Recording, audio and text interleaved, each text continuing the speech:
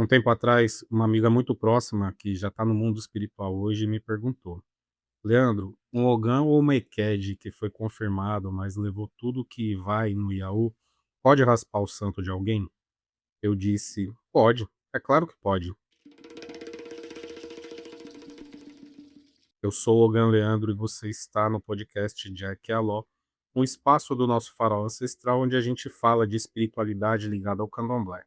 O episódio de hoje aborda essa polêmica, mas não do jeito polêmico que muitas pessoas tratam esse assunto.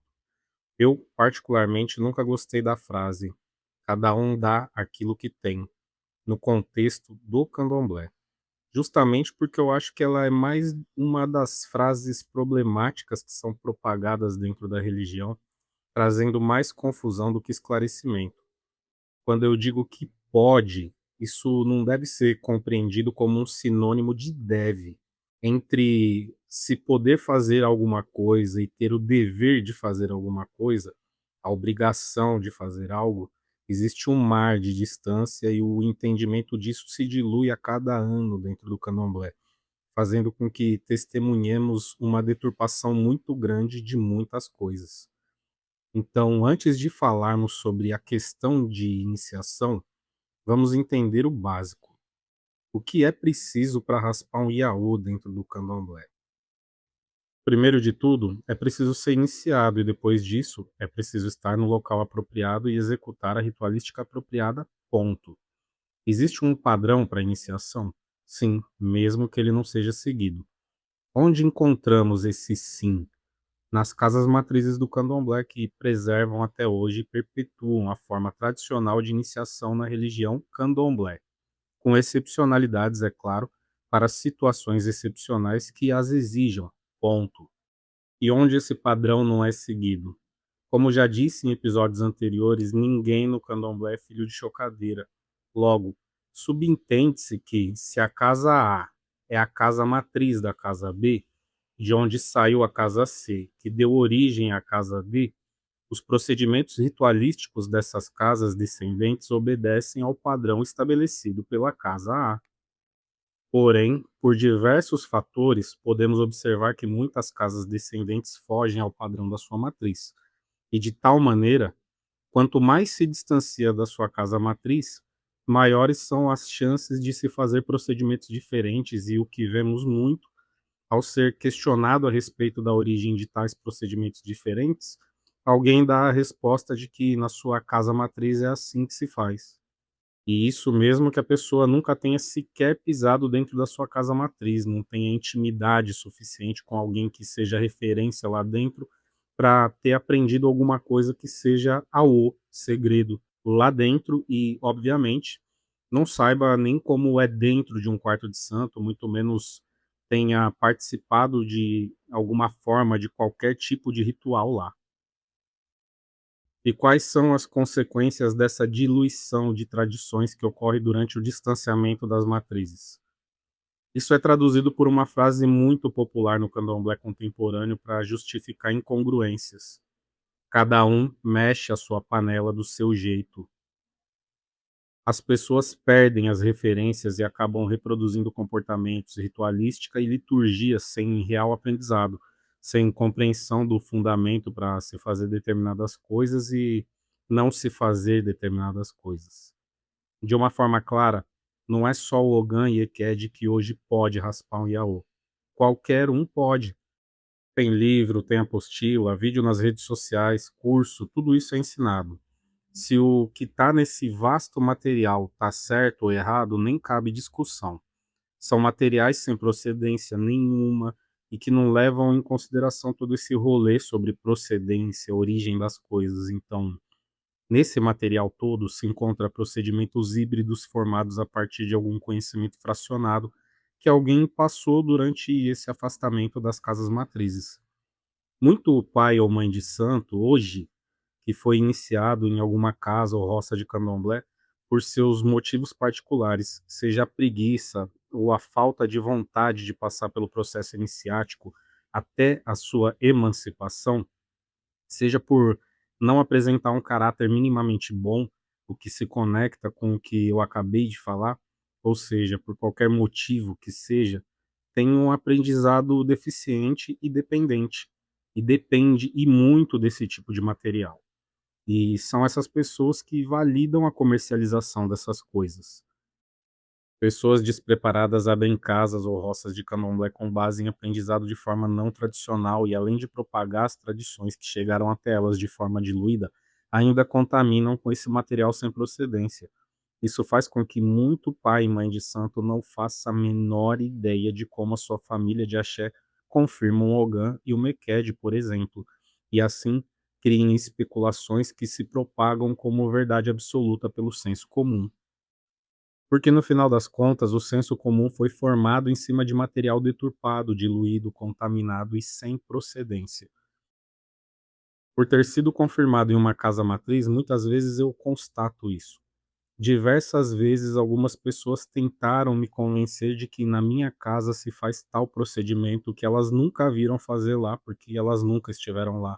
Ou, se estiveram, não participaram. Nas casas matrizes não tem a famosa saída de santo pública. Quem viu o que foi feito na minha confirmação foi só quem estava lá dentro. Quando um Iaô faz santo, só vê quem está lá dentro. O momento público é restrito para os membros da família de axé. Muito raramente se admite a presença de convidados e, quando acontece, são pessoas que têm um vínculo forte com a casa. E isso se faz por diversos motivos, como a preservação da liturgia ou mesmo a preservação de quem está sendo iniciado. Muita coisa pode acontecer se tiver presente alguém mal intencionado e que saiba como fazer coisas que podem ser prejudiciais para quem está iniciando a sua vida dentro do candomblé. Resumidamente, direto ao ponto, quando eu digo que qualquer um pode, é justamente porque se uma pessoa qualquer, iniciada ou não, com esses conhecimentos deturpados ou não, decidir raspar um Yaô, quem é que vai impedir? Como que se embarga isso? A gente precisa ter uma reflexão sobre isso, porque já não é de hoje que tem muita gente que não é capacitada fazendo, e o que se vê das pessoas que são contra é só reclamação em rede social. O que é que se tornou comum hoje em dia? Pessoas que não passam pelo devido processo iniciático no candomblé se afastam por anos, alguns nem isso, mas todos esses procuram algum tipo de validação por meio de iniciações no que hoje é chamado de culto tradicional iorubá. Vocês já me viram falando disso. E depois de meter esse mandrake, as pessoas voltam para o candomblé e procuram algum pai ou mãe de santo que, no seu entendimento, vão achar que essas pessoas têm alguma capacidade, vão fazer a sua obrigação de 7 anos, e aí elas vão abrir as suas casas e vão tocar alguma coisa híbrida lá que vão chamar de candomblé. A pergunta que eu sempre faço é: já que essas pessoas todas, durante esse processo de procurar uma validação com o africano, metem o pau no candomblé, por que que depois não abrem as suas casas como casas de culto tradicional iorubá?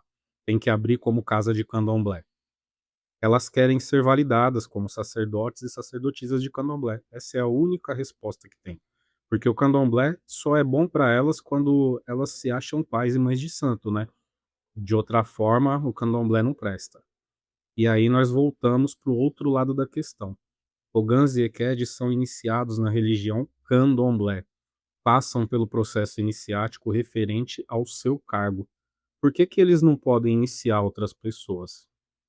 Aí está o problema daquela primeira frase. Cada um dá o que tem. Ogã e Equede têm iniciação, em tese, poderia iniciar nem que fosse só Ogãs e Equedes, pois seria a transmissão do mesmo rito pelo qual passaram. A lógica é essa.